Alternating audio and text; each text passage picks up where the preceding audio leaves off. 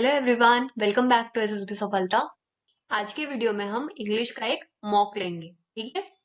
इसमें आपके जितने भी टाइप के क्वेश्चंस पूछे जाते हैं और जो जो पूछे जाते हैं ना, जिस डिफिकल्टी लेवल के होते हैं उसी डिफिकल्टी लेवल के क्वेश्चंस यहाँ पे पुट किए गए हैं। ऐसा नहीं है कि आपको एक झूठा बूस्ट मिल जाए, उस अकॉर्डिंग क्वेश्चंस डाल दिए हमने इजी इजी और एग्जाम में आप देखते हो कि बहुत डिफिकल्ट क्वेश्चंस है एंड वाइस वर्सा। ऐसा कुछ नहीं है। जो आपका डिफिकल्टी लेवल एग्जाम में रहता है उसी डिफिकल्टी लेवल के हम क्वेश्चंस देखेंगे। हम देखेंगे कि क्या स्ट्रैटेजी होनी चाहिए हमारी, हमें कैसे उन क्वेश्चन से डील करना है एंड हम कुछ क्वेश्चन सॉल्व करेंगे। आपकी एक प्रैक्टिस भी हो जाएगी एंड आई होप ये सबके लिए ही यूजफुल होगा, चाहे आपको आता है या नहीं आता है, आप कुछ ना कुछ जरूर नया सीखोगे। सो आई विल रिक्वेस्ट कि आप पूरा वीडियो एंड तक जरूर देखना। Alright, the first kind of questions that we can expect in our examination are the reading comprehension. ठीक है। रीडिंग कॉम्प्रिहेंशन के अप्रोक्सीमेटली 3 to 5 क्वेश्चन आते हैं। मिनिमम 3 तो 100% आएंगे ही and maximum up to 5 question भी आ जाते हैं। रीडिंग कॉम्प्रिहेंशन से आपसे 3 या 4 टाइप्स के क्वेश्चंस पूछे जाते हैं। एक होते हैं डायरेक्ट क्वेश्चंस, ओके, जो आपसे पूछा जाता है कि फॉर एग्जांपल कि प्ले का क्या नाम था, तो आपको डायरेक्टली आंसर मिल जाएगा आपके पैराग्राफ में। सेकंड होते हैं कि सिमिलर मीनिंग या फिर ऑपोजिट मीनिंग वाला वर्ड आपको पैराग्राफ में सर्च करना होता है। थर्ड होते हैं आपको टाइटल बताना होता है कि इस पैराग्राफ का सुटेबल टाइटल बताइए। Alright, so now this is our paragraph. ठीक है। ऐसा क्वेश्चन अगर आपके एग्जाम में आता है तो आप 3 तरीके से इसे अटेम्प्ट कर सकते हो। Alright, there are 3 ways to go about this reading comprehension.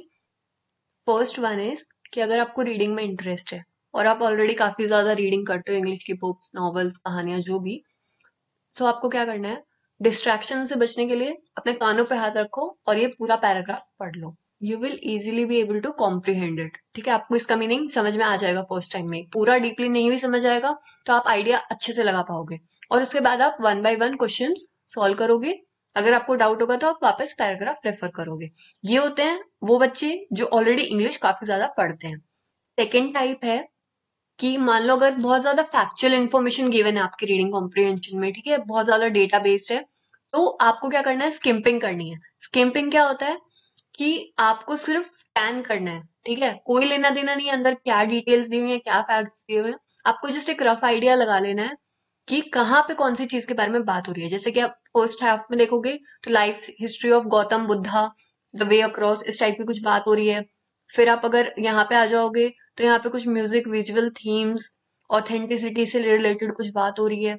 English retention, literal translation से रिलेटेड बातें हो रही हैं। फिर आप नीचे आ जाओगे तो यहाँ पे एक्टर्स की परफॉर्मेंस से रिलेटेड बात हो रही है। ये वाला सेक्शन है, यहाँ पे क्या हो रहा है कि जो कैरेक्टर है कहानी के, स्टोरी के बारे में बात हो रही है कि ब्राह्मण बावरी और उसके 16 क्यूरियस डिसिपल्स कोई थे, कोई भी हो सकते हैं, बाद में हम क्वेश्चंस के अकॉर्डिंग पढ़ेंगे। ठीक है। तो ये हो गया स्किम्पिंग। अभी उसके बाद आपको क्या करना होता है, फिर आप जाओगे क्वेश्चंस पे। तो क्या होगा कि आप जब क्वेश्चन देखोगे आपको ऑलरेडी पता होगा कि ऑलराइट ये वाली जो चीज है वो इस सेक्शन में थी, मान लो लोअर हाफ सेक्शन में थी, तो आप क्या करोगे, सिर्फ इतना पोर्शन आगे वापस से पढ़ोगे और आपको आंसर मिल जाएगा। And now is the third way to go about the paragraph. ये होता है जो बहुत स्लो रीडर्स होते हैं या फिर जो बहुत ज्यादा फेमिलियर नहीं होते इंग्लिश लैंग्वेज से। So what they have to do is, आप जो है सीधा जाओगे क्वेश्चन पे। क्वेश्चन आपने देखा फर्स्ट क्वेश्चन, आप उससे रिलेटेड वर्ड्स देखोगे। ठीक है। और फिर आप वो वाला पोर्शन पढ़ोगे, अपना आंसर टिक कर दो। ऐसे ही सिमिलर फैशन में ही आप सारे क्वेश्चन अटेम्प्ट करोगे। Now you can pause this video and go about and read this paragraph. अब आप जो भी कैटेगरी में लाइक करते हो, फर्स्ट, सेकंड और थर्ड, आप उस हिसाब से अपना इस पैराग्राफ को देख लीजिए। अब हम सीधा क्वेश्चंस पे जंप करते हैं। तो हमारा फर्स्ट क्वेश्चन क्या है, what was sacrifice to keep the play in English. अगर तो आपने डीपली पढ़ा है तो आपको यहाँ आंसर मिल ही जाएगा, नहीं मिल रहा है तो हम आ जाते हैं पैराग्राफ पे वापस। अब हम पैराग्राफ अगर यहाँ से पढ़ना स्टार्ट करते हैं तो देखो यहाँ से हमें एक आइडिया लग रहा है। From the impressive use of projector visuals, music and shadow play, there was every effort to lend authenticity to the theme. तो हमें ये तो पता चल रहा है कि ऑथेंटिसिटी तो प्रोवाइड करने की पूरी कोशिश हो रही है, तो हमारा वो वाला ऑप्शन इनकरेक्ट हो जाएगा। फिर क्या हो रहा है, despite the place focus on Telangana, the native essence was compromise. तो क्या कॉम्प्रोमाइज हो रहा था, नेटिव एसेंस। ठीक है। आ जाओ, हमारे ऑप्शंस का आंसर हमें मिल चुका है और ये रहा हमारा ऑप्शन ऑप्शन नंबर डी कि नेटिव एसेंस जो है वो कॉम्प्रोमाइज हो रहा था। नेक्स्ट क्वेश्चन है what was unique about the play the way across. तो उसके बारे में क्या यूनिक था, तो हमने ये तो देखो पैराग्राफ में वैसे ही हाईलाइट करके लिखा हुआ है, ये रहा है ना द वे अक्रॉस। तो अभी हम देख लेंगे the way across unique was its regional focus. मिल गया आंसर, कितने सेकंड लगे, 2 3। तो यहाँ पे देखो क्या उसका इंपॉर्टेंस क्या था, उसका रीजनल फोकस, ये मिल गया ना हमें, रीजनल फोकस जो है उसके बारे में यूनिक था। सेकंड क्या है, Kiran Kumar played the role of. तो हम सीधा आके वर्ड ढूंढेंगे किरण कुमार पैराग्राफ में कहाँ लिखा है, ये रहा है ना किरण कुमार बावरी एक्ट। बावरी का एक्ट किया था उसने, और बावरी वर्ड हमने ऊपर भी देखा था कि अकर्स्ड ब्राह्मण बावरी की बात है इस स्टोरी में। तो हम आ जाते हैं वापस से हमारे ऑप्शंस पे। तो देखो यहाँ पे कहाँ है कर्स्ड ब्राह्मण, सीधा सीधा हमारा ऑप्शन डी हम करेक्ट कर देंगे। क्वेश्चन नंबर 4 है who help spread Buddhism to South India. Alright, South India में किसने उसे स्प्रेड किया। तो अभी हम वापस से पैराग्राफ पे आ जाते हैं। पैराग्राफ पे आप देखोगे साउथ इंडिया वर्ड कहाँ लिखा हुआ है, नीचे है ना। तो ये देखो पिनगिया said to have propagated Buddhism from Telangana to several regions across South India। तो सीधा सीधा हमारा आंसर आ गया पिनगिया। तो अभी हम ऑप्शंस में देखते हैं पिनगिया ऑप्शन गिवन है या नहीं है। तो ऑलराइट पिनगिया option, option number D already यहाँ पे हम देख सकते हैं, तो ये हमारा आंसर हो जाएगा। नेक्स्ट है who directed the play the way across. ठीक है, जिसने पढ़ा है उसको तो इसका आंसर सीधा सीधा याद होगा, जिसने नहीं पढ़ा है हम आ जाते हैं वापस से उसके डायरेक्शन के बारे में। कहाँ बात होगी, ऊपर हो रही है देखो, यहाँ पे देखो पहले द वे अक्रॉस की बात हो रही है और उसके बाद डायरेक्टेड बाय जी कुमार स्वामी, ये वाला पोर्शन आपको दिख रहा होगा। ठीक है, तो अभी हम जाएंगे और ऑप्शंस में इसको करेक्ट कर देंगे। Option number B G Kumara Swami. I hope ये यूजफुल रहा होगा आपके लिए। अब आप इसी तरीके से आप अपनी टेक्निक देखो, आपकी फर्स्ट है, सेकंड है, थर्ड है, जो भी टेक्निक है उस हिसाब से आप ऐसे around 10 to 15 reading comprehension solve कर लो। आप एग्जाम में बहुत ही स्मूथली ये सब कर पाओगे। ठीक है, बहुत स्मूथ जाएगा, आपके 5 में से 5 सही हो जाएंगे।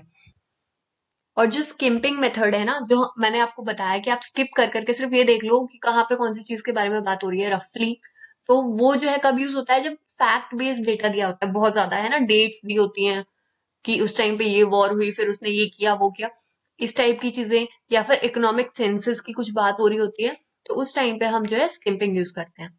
बाकी जो है अगर आपको नहीं, आपकी इंग्लिश स्मूथ है, आपको अच्छी से कंफर्टेबल नहीं हो, तो आपको जो है पहले क्वेश्चन देखना है, फिर वो वर्ड्स पैराग्राफ में ढूंढ के उसके आगे पीछे की 2 3 लाइंस पढ़नी है। और अगर आप स्मूथ हो तो सबसे बेस्ट चीज है डिस्ट्रैक्ट होने से बचना, क्योंकि हम मॉनिटर पे देख रहे होते हैं, बार बार इधर उधर ध्यान जाता है। तो बेस्ट चीज होती है कि आप जो है कानों पे हाथ रखो और उसके बाद इसको रीड कर लो। ठीक है, तो जो नेक्स्ट टाइप के क्वेश्चन हमसे एग्जाम में पूछे जाते हैं वो होते हैं एंटोनिम सिनोनिम्स के। ठीक है, vocabulary. There are 3 ways to go about this. Okay, इसके भी 3 ways हैं, मैं आपको दिखा देती हूँ। उससे क्या होगा, आप एलिमिनेट कर पाओगे बहुत से ऑप्शंस को और आपके लिए थोड़ा इजी हो जाएगा, आंसर आप प्रिसाइजली कर पाओ। तो जैसे कि हमारा फर्स्ट वर्ड गिवन है सेंसर। ठीक है, मान लो हमें नहीं पता इसका मीनिंग क्या है, हम ऑप्शंस देखते हैं criticise, appreciate, blame and abuse. Alright, तो आप एक चीज नोटिस करो, यहाँ पे क्रिटिसाइज का ऑपोजिट होता है ना अप्रिशिएट करना। जैसे कि यहाँ पे आप क्या कर रहे हो, किसी की निंदा कर रहे हो, क्रिटिसाइज करना है ना, किसी को क्रिटिसाइज कर रहे हो। एंड अप्रिशिएट करना क्या होता है, किसी की तारीफ करना। ठीक है, तो ये दोनों आपस में क्या हो गए, ऑपोजिट वर्ड्स हो गए। तो हम बाकी के दो ब्लेम एंड अब्यूज को वैसे ही एलिमिनेट कर देंगे, क्योंकि हमारा ऑप्शन इन दोनों में से ही होगा। ठीक है, मानो कि आपसे यहाँ पे पूछा गया है सिनोनिम। ठीक है, ये फैक्ट है कि हर एग्जाम में ऐसा होता है कि आपको उस वर्ड का सिनोनिम भी गिवन होगा और एंटोनिम भी गिवन होगा, क्योंकि मोस्टली बच्चे क्या करते हैं कि वो भूल जाते हैं कि हमें एंटोनिम पूछे हैं सिनोनिम पूछे हैं, तो वो अगर ऑप्शन में ढूंढे उन्हें दोनों चीज मिलेंगी। तो इस वजह से देखो अप्रिशिएट और क्रिटिसाइज हमें दोनों वर्ड्स मिल गए। अभी जो है हमें पता है कि सेंसर जो है कुछ नेगेटिव साउंड कर रहा है, तो अप्रिशिएट तो बिल्कुल नहीं होगा। क्या हो जाएगा हमारा आंसर? क्रिटिसाइज हो जाएगा। लेकिन यहाँ पे आप देखो, आप इस मेथड से क्या कर पाए, दो ऑप्शन आपने एलिमिनेट कर दिया। अब मैं आपको दूसरा मेथड बताती हूँ। दूसरा होता है, यहाँ पे आप उसका वर्ड का एक ओवरऑल जनरल सेंस लोगे कि वो पॉजिटिव वर्ड है या फिर नेगेटिव है। जैसे मेलाइन वर्ड है, तो एमएल जब किसी के आगे भी लग जाता है, जैसे माल न्यूट्रिशन हो गया, है ना, यहाँ पे मेलाइन हो गया, तो ये क्या है, एक नेगेटिव सेंस होती है इसकी, ठीक है, कि कुछ खराब है। तो फिर बेनिफिशिएंट क्या हो गया? पॉजिटिव हो गया। एंड मैग्नमनेस भी पॉजिटिव हो गया। ठीक है, तो ये दोनों हम वैसे ही एलिमिनेट कर देंगे, क्योंकि हमें यहाँ पे सिनोनिम ढूंढना है। ठीक है, अभी मैं आपको सिनोनिम्स बता रही हूँ। तो यहाँ पे हम क्या करेंगे, हमें नेगेटिव का ढूंढना है, तो नेगेटिव का सिमिलर मीनिंग भी नेगेटिव ही होगा ना। तो फिर ये दो वर्ड्स हमारे पास बच जाते हैं। और अगर आप देखोगे, अगर आपको यहाँ पे एंटेनम ढूंढना होता, तो आप क्या है, पॉजिटिव के लिए नेगेटिव वर्ड्स ढूंढोगे, और अगर आपका नेगेटिव मीनिंग का वर्ड है तो आप उसके लिए पॉजिटिव ढूंढोगे। कंफ्यूज मत हो, अभी के लिए आप देखो, मेलाइन जो है एक नेगेटिव वर्ड है, तो हमें ऐसे वर्ड्स देखने हैं जो नेगेटिव साउंड रखते हो, मतलब नेगेटिव इफेक्ट रखते हो। तो ये जो दो वर्ड्स हैं ये नेगेटिव हो गए, तो बाकी हमने दो ऑप्शन यहाँ भी एलिमिनेट कर दिए। ठीक है, इस मेथड से भी आप एलिमिनेट कर सकते हो। इसमें हमारा आंसर हो जाएगा डिफेम। ठीक है, मलाइन होता है किसके बारे में कुछ बुरा भला कहना या फिर किसी को नीचा दिखाना, तो वो डिफेम होता है। ऑलराइट, तो यहाँ से भी आपने 50% ऑप्शंस एलिमिनेट कर दिए, यहाँ से भी आपने 50% ऑप्शंस एलिमिनेट कर दिए ऑप्शन। तो अभी क्या है, कई बार क्या होगा, यही दोनों ट्रिक्स आपस में भी लग जाएंगी। ठीक है, कि एक ही जगह पे आप ये दोनों ट्रिक्स लगा पाओगे और आपका एक आंसर बच जाएगा। ओके, ठीक है, ट्रिक्स तो यही दोनों हैं। अभी आपको जो चीज ध्यान में रखनी है, हमेशा माइंडफुल रहना है इस चीज के बारे में। जैसे मान लो वर्ड है रेस्टिव, तो हम क्या सोचते हैं कि कुछ ना कुछ रेस्ट से रिलेटेड है ना, तो अगर सिनोनिम पूछा जाएगा हम क्या करेंगे, रेस्टेड कर देंगे। बट यही चीज यहाँ पे ट्रिक होती है कि आपके साथ एग्जामिनर खेल रहा है, रेस्टिव नहीं होगा इसका। रेस्टिव का मतलब होता है रेस्टलेस। ठीक है, जिसके पास कोई मतलब जिसको आराम नहीं मिला है, तो हमारा आंसर होगा रेस्टलेस। यहाँ पे भी आप देखो, ये जो सेंसर के टाइम पे हमने टेक्निक लगाई थी कि दो चीजें जो अपोजिट है, ठीक है, सिनोनिम और एंटोनिम दोनों गिवन होगा, तो रेस्टेड और रेस्टलेस में से ही आपका आंसर होना था। ये लिमिटेड और लिमिटलेस, ये तो क्या है, आउट ऑफ कॉन्टेक्स्ट है, तो इनको तो वैसे ही एलिमिनेट कर दो। ओके, तो टेक्निक्स देखने के बाद अब हम आ जाते हैं क्वेश्चंस पे। Now I won't be giving you a fake boost और पंप की ऑलराइट बहुत इजी क्वेश्चंस आते हैं और देखो इस ट्रिक से सब सॉल्व हो रहे हैं, नहीं होगा ऐसा। आपको जो है प्रैक्टिस करना पड़ेगा इस ट्रिक से। जब आप प्रैक्टिस करोगे ना, तो आपके माइंडसेट काफी अच्छा डेवलप हो जाएगा, और ऐसा होगा कि 5 में से 4 तो आप एटलीस्ट सही कर पाओगे अगर आपने प्रैक्टिस कर ली है। ठीक है, हमारा फर्स्ट जो क्वेश्चन है वो है प्री डायलेक्शन। ठीक है, प्री डायलेक्शन का हमें बताना है एंटोनिम, मतलब ऑपोजिट वर्ड। प्री डायलेक्शन होता है किसी चीज के बारे में प्रीवियसली कुछ लाइकिंग बना के रखना, प्रेफरेंस रखना किसी चीज के बारे में। देखो प्री डायलेक्शन, कुछ ना कुछ प्रीवियसली हो रहा है। ठीक है, क्या हो रहा है यहाँ पे, लाइकिंग बन रही है। अब क्या हो रहा है, इसका ऑपोजिट वर्ड हमें ढूंढना है, तो इसका ऑपोजिट वर्ड होता है अवर्शन। ठीक है, इसमें अगर आप वो वाला मेथड यूज करते कि आपको दो वर्ड्स टिक करने हैं, तो एक ऑब्लिवियन एक अवर्शन रख के आप ये बाकी दो एलिमिनेट कर चुके होते, और आपके पास बच जाता ऑब्लिवियन एंड अवर्शन। नेक्स्ट है ककोफोनस। सो इसका मतलब होता है लाउड नॉइज। ओके, कोकोफोनस का मतलब होता है बहुत लाउड नॉइज, तो उसका ऑपोजिट क्या हो जाएगा, हारमोनियस। राइट, नेक्स्ट वर्ड है कैल्यूमनी। ये होता है चुगली। ठीक है, किसी के बारे में कुछ ना कुछ ऐसे ही झूठ अफवाह फैलाना जो उसकी रेपुटेशन को डैमेज करे। इसका अपोजिट हो जाएगा यूलॉजी। यूलॉजी क्या होता है कि किसी की तारीफ करना, अपनी राइटिंग्स में किसी का बखान करना। ठीक है, वो होता है यूलॉजी। नेक्स्ट है हॉटीनेस। कैसा इफेक्ट आ रहा है, नेगेटिव। तो अभी हम इसके ऑपोजिट देख लेते हैं। एफेबिलिटी एक पॉजिटिव वर्ड हो गया, अनस्किल्ड नेगेटिव हो गया, अडल्ट भी नेगेटिव हो गया, ऑब्जेक्ट भी नेगेटिव हो गया। क्लियरली वैसे आंसर आ गया। हॉटीनेस होता है very rude behaviour. That is कि आप बहुत ज्यादा रूड हो, बहुत अहंकार है, वो चीज होती है हॉटीनेस। एंड अफेबिलिटी क्या होता है, उसका ऑपोजिट होता है, that is very grounded and friendly. Now हमारा नेक्स्ट वर्ड है इनइक्विटी। ये तो इजी है ना। इनइक्विटी क्या होता है, जहां पे इक्वालिटी नहीं है, जस्टिस नहीं है, तो इलीगल तो वैसे ही हमें क्या करना है, पॉजिटिव मीनिंग देखना है। तो पॉजिटिव वर्ड देखो, ये क्या है, नेगेटिव है, हमें इसका पॉजिटिव ऑपोजिट ढूंढना है ना। तो पॉजिटिव सेंस लॉ रख रहा है, इलीगल तो वैसे ही एलिमिनेट हो गया। स्लैंडर वैसे नेगेटिव साउंड कर रहा है, तो ये भी एलिमिनेट हो जाएगा, लाइबल रह जाएगा। यहाँ पे क्या हो रहा है, इनइक्विटी में क्या हो रहा है, लॉ नहीं है ना, भेदभाव हो रहा है। लॉ में क्या होता है, भेदभाव नहीं होता है, राइट, सब इक्वल होते हैं। तो हमारा आंसर हो जाएगा लॉ। नेक्स्ट है हमारे सिनोनिम्स, हमें सिमिलर वर्ड मीनिंग्स ढूंढने हैं, ठीक है। तो फर्स्ट वर्ड है ट्रांसग्रेसर, नहीं आता भाई हमें मीनिंग, ठीक है, भूल जाओ, हमने वर्ड ही नहीं सुना है कभी। ऑप्शंस में आ जाते हैं, passenger, law breaker, protector and comrade.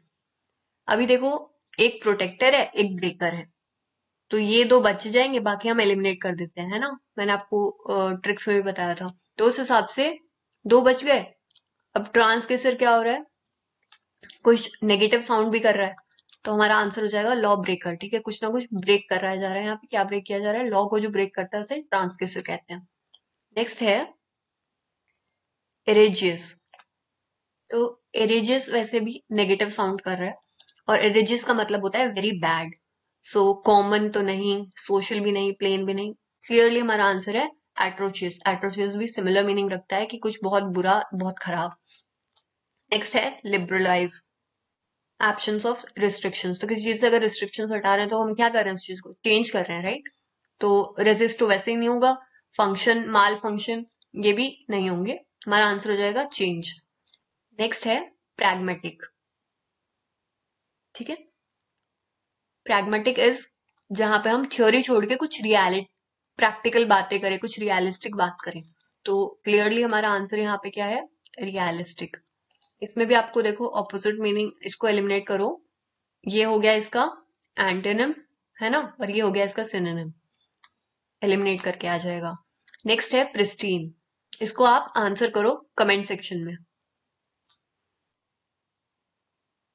Again we have questions from our vocabulary section, ये भी एग्जाम में बहुत कॉमन है, आपसे कभी 3 तो कभी 5 मैक्सिमम स्पेलिंग के एरर्स डिटेक्ट करने को कहा जाता है, ठीक है। You have to take the rightly spelled word. Spelling के कुछ बेसिक रूल्स होते हैं, जैसे कि मान लो कोई वर्ड है रेट, तो जब हम इसके पीछे आईएनजी लगाएंगे तो हम ई को एलिमिनेट कर देंगे। कोई भी वर्ड होगा अगर वो ई से एंड कर रहा है ना, उसका लास्ट लेटर ई है, और हम उसके पीछे आईएनजी लगाते हैं, तो हम ई को एलिमिनेट कर देते हैं। Same goes with a word ending with Y. For example, a word is key और बेबी, ठीक है। अभी इसमें आपको क्या करना है, आपको इसका इफेक्ट देखना है, ठीक है, कि ये जो साउंड कैसा कर रहा है, की, तो ये ई बाउल साउंड है ना, तो फिर हम क्या करेंगे, वाई के बाद एस लगा देंगे डायरेक्टली अगर वावल साउंड है। लेकिन अगर हम देखो नेक्स्ट वर्ड देखते हैं बेबी, तो यहाँ पे क्या है, बी आ रहा है ना वॉवल के बाद, बेबी, तो यहाँ पे वॉवल साउंड नहीं है, कॉन्सोनेंट साउंड है। तो यहाँ पे हम क्या करेंगे, वाई को एलिमिनेट करके आई ई एस लगाएंगे, alright, it will be babies.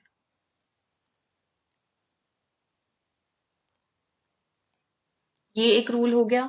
इसके बाद S, double S, C H, S H, Z and X, अगर आपका वर्ड, आपकी कोई भी स्पेलिंग, मान लो सक्सेस है ना, या फिर बस है, या फिर फिनिश है, तो अगर ऐसा कोई भी आपकी स्पेलिंग है जो बॉक्स है, तो ये जो क्या हो रहा है, जो चीजें, जो भी स्पेलिंग्स इन लेटर्स से एंड कर रही हैं, उनके बाद हमेशा ई एस लगेगा, ठीक है, कभी भी एस नहीं लगेगा। मान लो बस है, so it will go on and become buses, बस तो नहीं हो जाएगा, है ना, तो हमें ई एस लगाना पड़ता है ताकि वो हम डिफ्रेंशिएट कर पाए कि उनका पहले वाला स के साउंड में और बाद में भी जो स का साउंड आ रहा है। एक लास्ट रूल और है, अगर ई, आई एंड वाई है, ठीक है, और ये कब है, सी के बाद है, तो हम इसे स पढ़ेंगे, हिंदी में स बोलते हैं, है ना। और अगर इसके अलावा कोई भी और लेटर है, जैसे कि सी एच है, राइट, सी ओ है, तो यहाँ पे हम क पढ़ते हैं इसे, सी को। ठीक है, केमिस्ट्री, कंपोनेंट, तो क्या हो रहा है क। लेकिन सिर्फ ये 3 लेटर्स है, ई, आई एंड वाई। अगर ये लेटर्स हैं सी के बाद, सिटी, ठीक है, सिटी, साइबर, तो इनमें क्या हो रहा है, स साउंड हो रहा है। सो जब भी आपकी कोई स्पेलिंग है ना इस टाइप की, सो आप सबसे पहले सी लगा के देखोगे।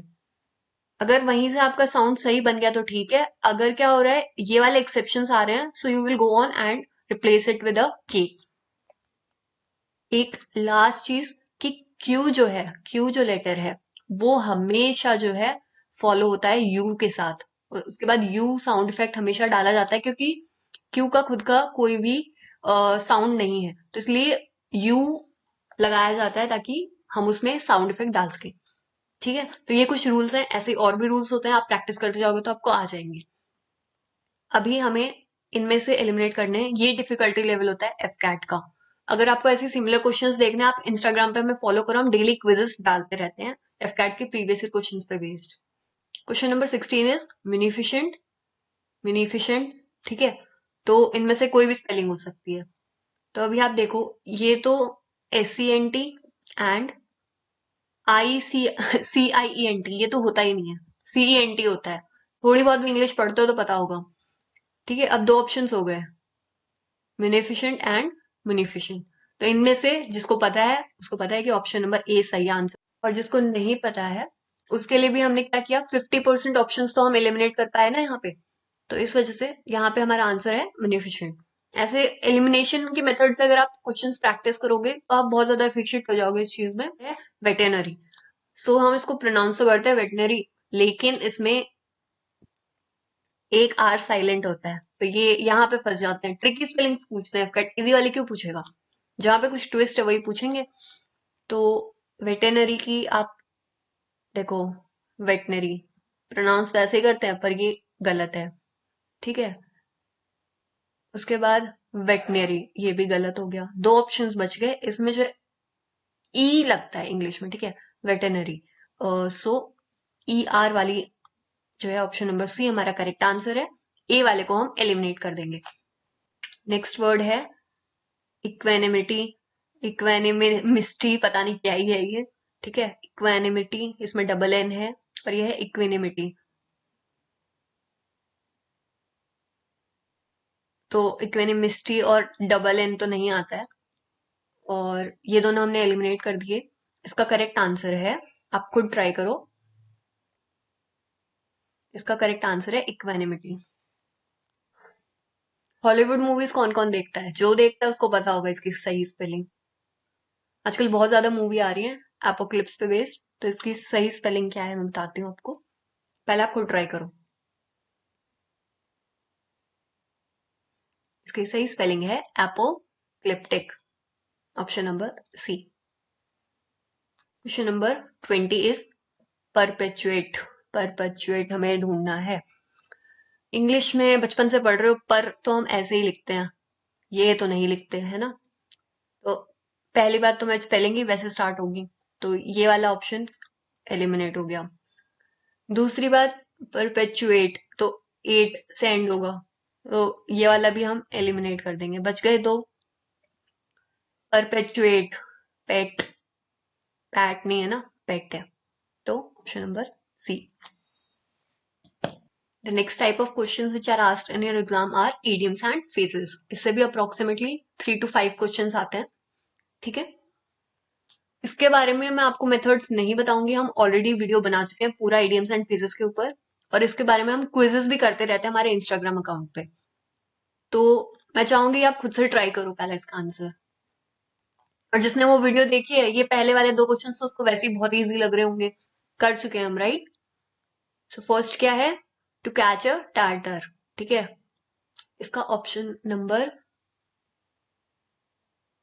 बी करेक्ट आंसर है, to catch a dangerous person.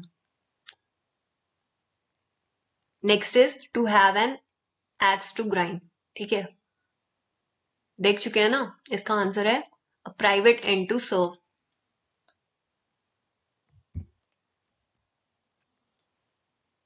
Next is to make a clean breast of,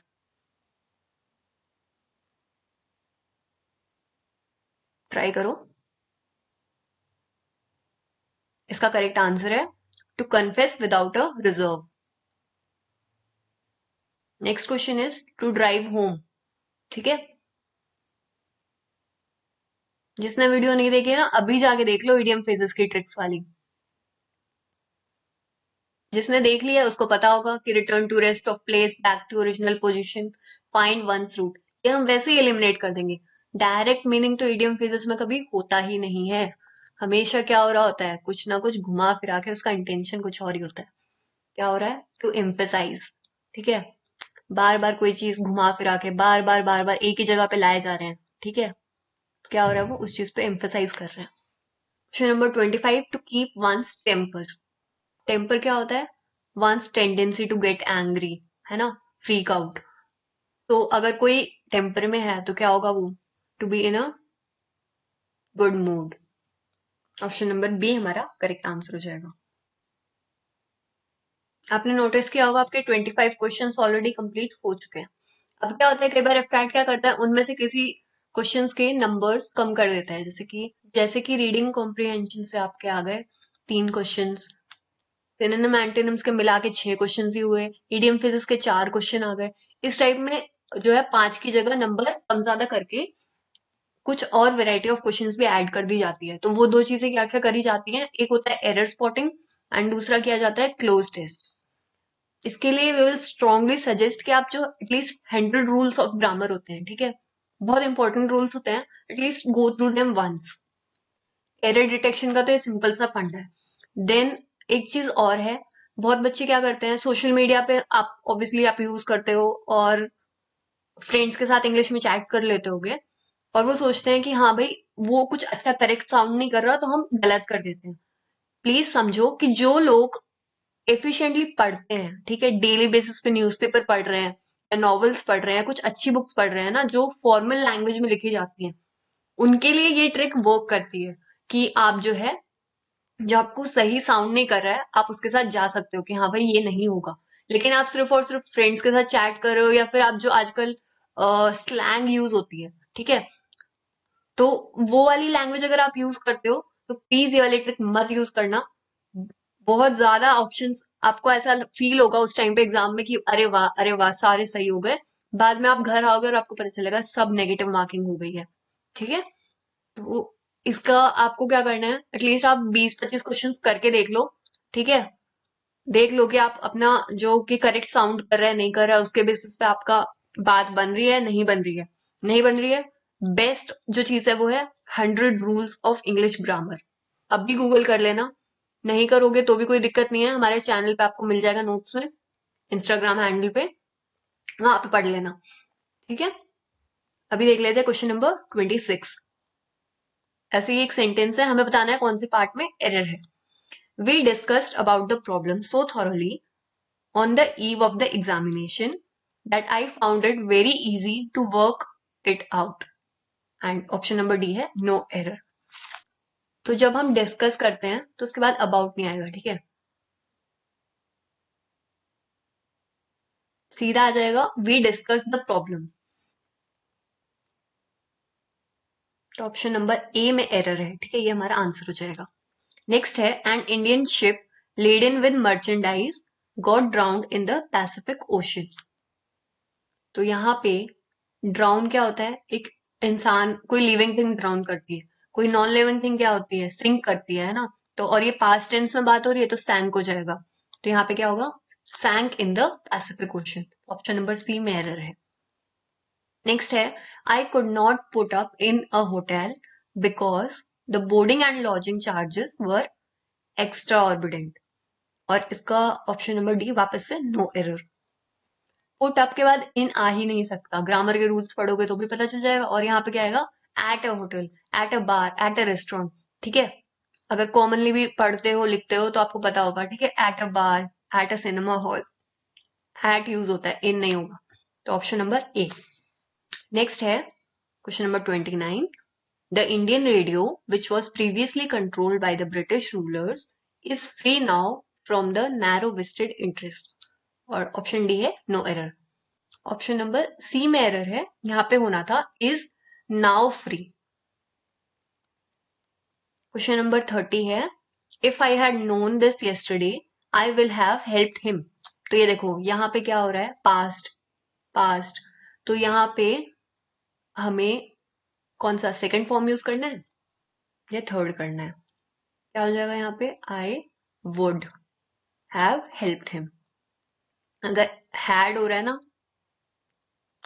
sense देख लो, हर जगह जो है थर्ड फॉर्म में बात हो रही है, तो यहाँ पे भी वुड हो जाएगा विल की जगह। तो ये आ गया हमारा आंसर। नेक्स्ट आता है क्लोज टेस्ट। छोटा सा ही आता है वैसे तो, सिर्फ 5 ही ऑप्शंस आपको भरने होते हैं। इसमें आपको 2-3 चीजें ध्यान में रखनी है, ठीक है। पोस्ट आप जब पढ़ोगे तो आपको देखना है कि कौन से टेंस में बात हो रही है, ठीक है, पास्ट, प्रेजेंट या फ्यूचर। सेकंड आपको देखना है टोन कौन सी है, किसी चीज को क्रिटिसाइज किया जा रहा है या अप्रिशिएट किया जा रहा है या सिर्फ फैक्ट्स बताए जा रहे हैं, ठीक है। जब आप वो कर लोगे उसके बाद आप सीधा सीधा सॉल्व करने आ जाओ फटाफट से। Today most businessman are very worried. To begin with, they are not used to competition. In the past, they sold whatever, और उसके बाद dash produced at whatever prices they chose. ठीक है, तो आजकल जो है वो वरीड है। क्यों? क्योंकि पहले क्या था, कंपटीशन नहीं था। वो क्या, पहले कंपटीशन नहीं था, ठीक है। तो फिर क्या होगा, they sold whatever, they है ना, तो यहाँ पे भी दे ही आएगा। Whatever they produced at whatever prices they chose, ठीक है। तो इसमें सिंपल सी चीज क्या करनी है आपको, थोड़ी सी आगे की एक लाइन, एक पीछे की लाइन, जब आप देख लोगे ना आपको पता चल जाएगा आपको ब्रिज कौन से वर्ड से करना है, ठीक है। आपको आगे पीछे का पता चलना चाहिए ना कि क्या बात हो रही है, फिर उसी के अकॉर्डिंग आप अपना वर्ड चूज कर पाओगे, ठीक है। But dash increasing competition customers begin to dash and choose. तो पहले ऑप्शन नंबर 2 को देख लेते हैं। बट बाय इंक्रीजिंग कॉम्पिटिशन गलत, आफ्टर इंक्रीजिंग कॉम्पिटिशन भी गलत, फ्रॉम भी गलत, with increasing competition, with increasing use of internet, हम ऐसे ही वर्ड्स यूज करते हैं ना, न्यूज देखा करो, with increase in so and so, with increase in GST, ऐसे ही वर्ड्स यूज होते हैं। तो यहाँ पे आ जाएगा विद। कस्टमर्स बिगिन टू, क्या करते हैं हम, पिक एंड चूज।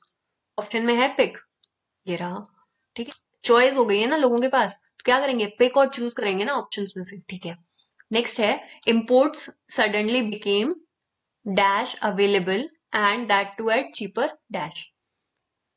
कंपटीशन बढ़ गया है, इसका मतलब मार्केट में सामान ज्यादा आ रहा है, तो इस फिर क्या होगा कि इजीली इंपोर्ट हो पा रहा होगा ना। इंपोर्ट क्या हो रहा है कि बाहर से जो चीजें आ रही हैं तो वो इजीली आ पा रही होंगी, तभी तो जो है कंपटीशन बढ़ गया है। अगर मुश्किल से आती तो कंपटीशन कम होता, आप ही हो राजा। लेकिन अभी क्या है, सब पहुंच पा रहे हैं, एक्सेस इजी हो गया है, ठीक है, तो इजी। नेक्स्ट है that too at cheaper prices, ठीक है, पैसे की बात हो रही है ना, चीपर प्राइजेस, कॉस्ट यहाँ पे नहीं होगा। काफी इजी था, ठीक है। तो जो क्लोज टेस्ट है, रीडिंग कॉम्प्रिहेंशन है और एरर डिटेक्शन है, ये इजी रहता है, स्कोरिंग भी रहता है। इसमें थोड़ा सा प्रैक्टिस करो, आपको आ जाएगा। जो वोकैबुलरी है उसमें कुछ टिप्स एंड ट्रिक्स हमने आपसे शेयर की हैं, आपको वो अप्लाई करके थोड़े से क्वेश्चंस प्रैक्टिस करने पड़ेंगे, एटलीस्ट 50 to 100, ठीक है। उससे क्या होगा कि आपको पता चल जाएगा कहाँ पे कौन से वाली ट्रिक यूजफुल है और कौन सी नहीं है, ठीक है, कौन सी टाइप की चीज कहाँ पे अप्लाई करनी है हमें। और दूसरी बात, आप और भी ज्यादा वोकैब से फेमिलियर हो जाओगे, आपको और नए नए वर्ड्स पता चल जाएंगे।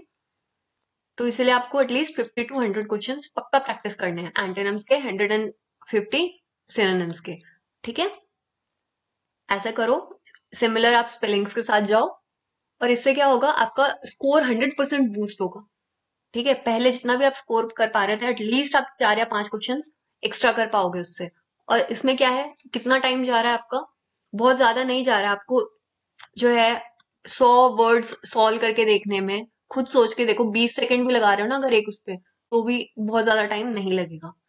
चलो ज्यादा नहीं तो आप ये सोच के देख लो कि मेरे को 2 घंटे देने हैं सिर्फ और सिर्फ वो कैब को, ठीक है। और उस हिसाब से आप करोगे तो भी आपका बहुत अच्छा स्कोर आ जाएगा। तो इंग्लिश सेक्शन हमने पूरा कवर कर लिया है, इसके बाहर एफकैट में और किसी भी टाइप के क्वेश्चंस नहीं आते हैं, अब तक तो नहीं आए हैं। और एफकैट का पैटर्न यूपीएससी जैसा भी नहीं है कि बार बार चेंज होता रहता है। तो यही क्वेश्चंस है, इन्हीं को प्रैक्टिस करो। और ऐसे सिमिलर क्वेश्चंस हम जो है क्विज फॉर्म में हमारे इंस्टाग्राम अकाउंट पर डालते रहते हैं, वहां पे भी आप इसको पक्का आंसर करने की कोशिश किया करो, ठीक है। So this was it for English. All the very best. 25 में से आई होप कि आप 20+ क्वेश्चन अटेम्प्ट करके आओगे इसके बाद, और आपको बहुत अच्छा स्कोर होगा। लेकिन एक चीज आपको पक्का ध्यान में रखनी है, रियलिटी चेक है कि इंग्लिश और जीके ये ऐसी चीज सब्जेक्ट्स होते हैं, जब हम आंसर कर रहे होते हैं ना, एक फील गुड चीज होती है कि हाँ भाई सही है, यही है, यही है, क्योंकि हमें लग रहा होता है। बट जो हमें लग रहा होता है वो हमेशा सही नहीं होता है। तो बहुत ज्यादा जब तक आप श्योर नहीं हो ना, प्लीज मत करना। एलिमिनेशन मेथड हमेशा यूज करना है हर किसी चीज में, और उस हिसाब से आप आंसर करना, ठीक है। All the very best for your exam. I hope this video was useful. ऐसे ही सिमिलर हम वीडियोस रीजनिंग, मैथमेटिक्स और जीके के भी लेके आएंगे एग्जाम से पहले। So don't forget to subscribe to SSB Safalta. Thanks for watching.